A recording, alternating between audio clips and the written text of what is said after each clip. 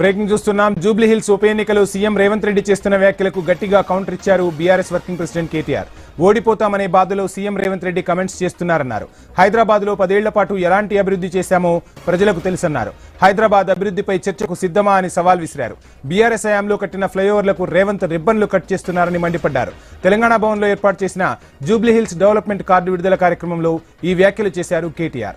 నగరంలో మళ్లీ వాటర్ ట్యాంకులపై ఆధారపడే రోజులు తీసుకొచ్చారని ధ్వజమెత్తారు. రేవంత్ రెడ్డి గారు నిన్న మాట్లాడిన మాటలు ఆయనలోని నిరాశకి, ఆయనలో ఉండే ఒక ఫ్రస్ట్రేషన్ కి, నిస్పృహకి సంకేతంగా మేము భావిస్తా ఉన్నాం.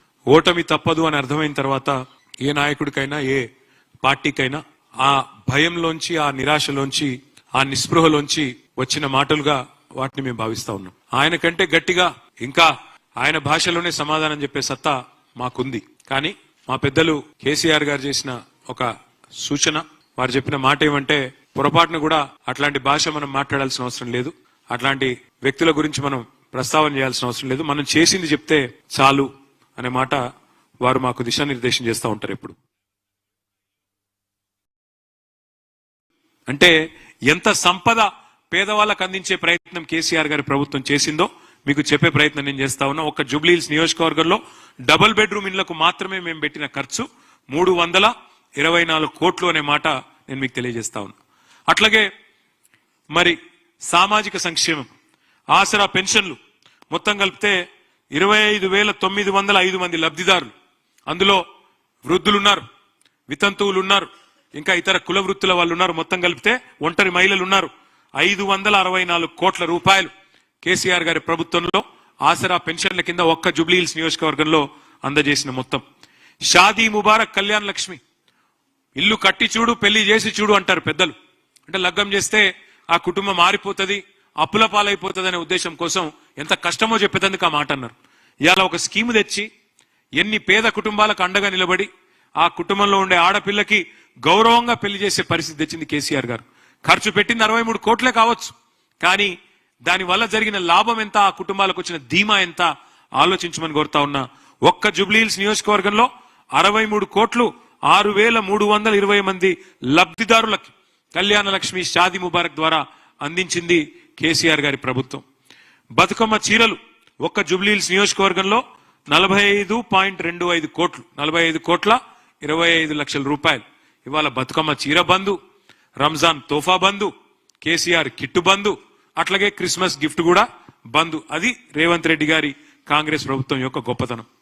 ఇక ఇంకా సామాజిక కార్యక్రమాలు తీసుకుంటే దళిత బంధు 106 మంది లబ్ధిదారులు జూబ్లీ హిల్స్ నియోజకవర్గంలో, వారికి అందించింది 10.6 కోట్లు, ఒక్కొక్కరికి 10 లక్షల రూపాయలు అందించింది కేసీఆర్ ప్రభుత్వం.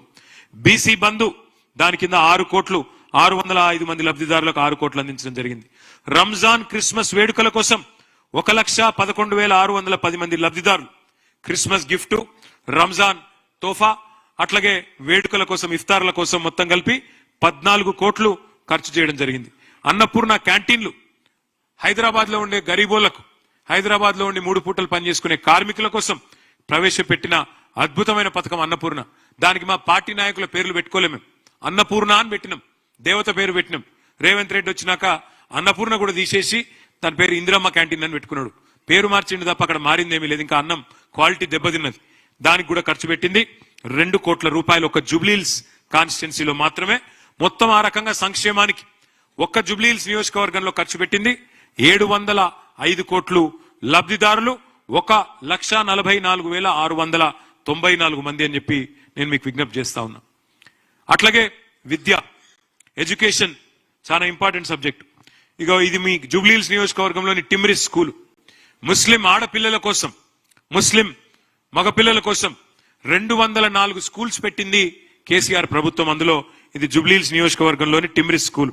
ఇక్కడ దీని ఒక్కదాని కోసమే ఇవాళ మీరు చూసినట్టయితే అట్లాగే అక్కడ ఉండే మిగతా ఎస్సీ, ఎస్టీ, బీసీ, మైనారిటీ గురుకుల పాఠశాలల నిర్వహణ కోసం జూబ్లీ హిల్స్ లో ఖర్చు చేసింది 51 కోట్ల రూపాయలు. అక్కడ హిందువులు ఉన్నారు, ముస్లింలు ఉన్నారు, క్రిస్టియన్లు ఉన్నారు, దళితులు ఉన్నారు, గిరిజనులు ఉన్నారు, అన్ని కులాలు, అన్ని మతాల వాళ్ళు ఉన్నారు. సెంటర్ ఫర్ దళిత్ స్టడీస్ భారతదేశంలో ఎక్కడా లేదు. అద్భుతమైన బిల్డింగ్, 36 కోట్ల అంచనా వ్యయంతో బోరబండలో బ్రహ్మాండంగా 95% వరకు మేము పూర్తి చేసినాం. మహానుభావుడు డాక్టర్ బాబాసాహెబ్ అంబేద్కర్ నిలువెత్తు విగ్రహం కూడా పెట్టుకున్నాం. మొత్తం దళితుల స్థితిగతుల మీద అధ్యయన కేంద్రాన్ని కూడా చాలా చక్కగా 36 కోట్లతో నిర్మాణం చేసి హైదరాబాద్ లో ఉన్న ఒకే ఒక్క సెంటర్ ఇది, centre for Dalit studies in Borabanda, దాన్ని కూడా నిర్మాణం చేసుకున్నాం. అట్లాగే 2 అంగన్వాడీ కేంద్రాలు కూడా మనం నిర్మాణం చేసుకున్నాం. దానికైన ఖర్చు 49 లక్షలు. మొత్తం కలిసి ఓన్లీ మౌలిక సదుపాయాల కల్పన కోసం పాఠశాలల్లో చేసిన ఖర్చు 87 కోట్లు. అట్లాగే మరి ఇంకా ఇతర రంగాల్లో చూసినట్టయితే మనం హైదరాబాద్ లో ఒక ఫంక్షన్ చేసుకోవాలంటే, ఒక ఫంక్షన్ హాల్ తీసుకోవాలంటే రోజుకు 1-2 లక్షలు ఖర్చు అవుతుంది. అందుకే